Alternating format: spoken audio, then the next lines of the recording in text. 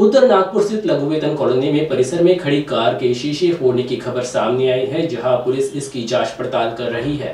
वहीं समाज के असामाजिक तत्वों द्वारा ये काम किए जाने का अंदेशा पुलिस द्वारा जताया गया है। रोल लघु वेतन कॉलनीमध्ये काल रात्री एक म्हणजे पुण्यात टवाळक्या करणाऱ्या मुलांनी कारांचे काचे फोडले।